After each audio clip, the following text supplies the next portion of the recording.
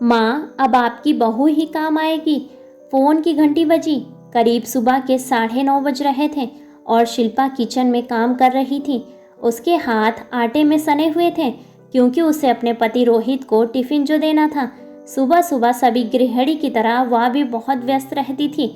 फिर वह आटे में सने हुए हाथ से ही फ़ोन उठाने गई तो देखा कि उसकी मम्मी का फ़ोन था। जुझलाहट में उसने फ़ोन उठाकर कहा, ओफ़ो मम्मी, मैंने आपसे कहा है ना कि अभी मेरी नई नई शादी हुई है। शादी को सिर्फ 6 महीने हुए हैं। यूँ सुबह सुबह फ़ोन मत किया करो। ऐसा कौन सा ज़रूरी काम था कि आप थोड़ी देर इंतज़ार नहीं कर सकें? चलिए अभी फ़ोन रखिए, मैं अभी बहुत व्यस्त हूँ। थोड़ी देर में आपको फ़ोन करती हूँ। फिर शिल्पा किचन में जाकर पराठे बनाने लगी ताकि रोहित का टिफ़िन पैक कर सके। 10 बजे के करीब जब रोहित ऑफिस के लिए निकल गया तब उसे एहसास हुआ कि आज उसने अपनी मम्मी से कितनी बुरी तरीके से बात की। उसे अंदर ही अंदर गिल्ट महसूस हो रहा था, लेकिन वह भी क्या करती। मम्मी का रोज का यही काम था, इसलिए आज गुस्से में कुछ ज़्यादा ही रूडली बात की।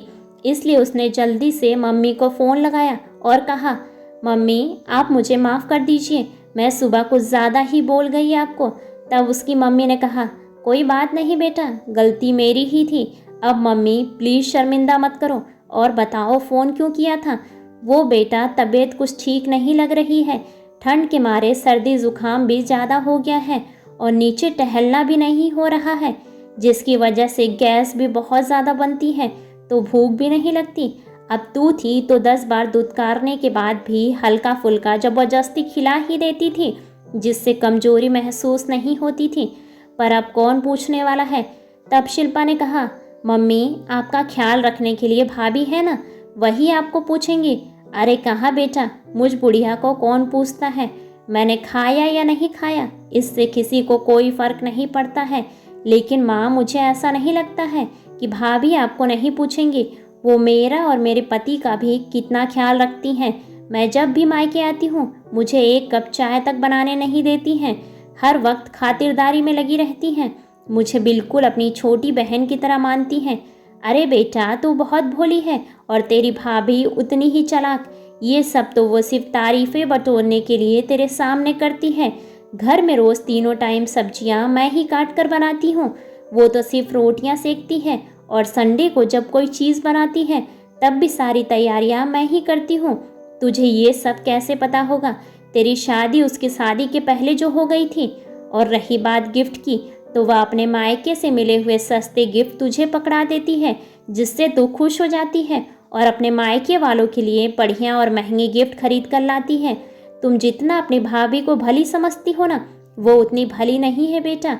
वो मुझे दवाई देना हो या खाना पूछना हो तो बस एक बार ही पूछती है, दिखावे के लिए।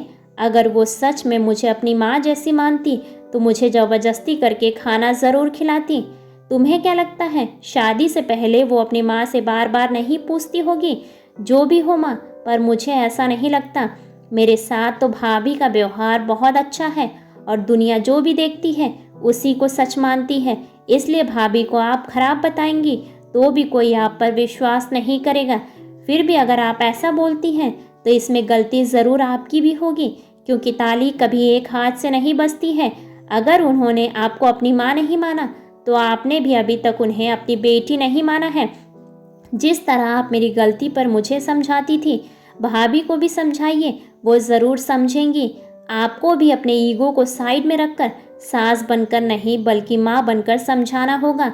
एक बात और माँ, आपको भी अपने बहू से कुछ ज़्यादा ही उम्मीदें हैं। इतनी उम्मीदें पालना अच्छी बात नहीं है। वैसे भी सबको अपने माता पिता ही अच्छे लगते हैं।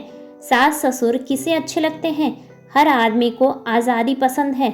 आजकल तो ज़्यादातर लड़कियां अपनी गृहस्थी अलग ही बसाना चाहती हैं। उन्हें सास ससुर कुछ भी ना बोले, चुपचाप घर में रहें, तब भी बंदिशें लगती हैं और तारीफ़ें बटोरने के लिए ही सही ननद नंदोई का सम्मान करती हैं। इतना ही काफ़ी है, क्योंकि आजकल ननद भी किसी को कहाँ पसंद रहती है। ननद घर आ रही है, काम बढ़ जाएगा, ये सुनकर ही नाक मुंह सिकोड़ने लगती हैं। गिफ्ट देना तो दूर की बात है, खाना बनाकर रख देती हैं, एक बार भी पूछती तक नहीं। तुम तो किस्मत वाली हो माँ, तुम्हें तुम्हारी बहू एक बार तो पूछती है, इसलिए माँ मैं तो कहूँगी आप अपनी बहू को बेटी बनाकर उसी से तालमेल बढ़ाओ, क्योंकि काम आपके वही आएगी। मैं तो अब पराई हो चुकी हूँ, मुझे अपनी गृहस्थी संभालनी है। देखती हूँ 1-2 दिन में आऊँगी, थोड़ी देर के लिए। चलो माँ, अब मैं फ़ोन रखती हूँ। ऐसे ही बेहतरीन कहानियों को सुनने के लिए वीडियो को लाइक और चैनल को सब्सक्राइब करें और अपने विचार कमेंट्स बॉक्स में कमेंट्स करके हमें ज़रूर बताएं। धन्यवाद।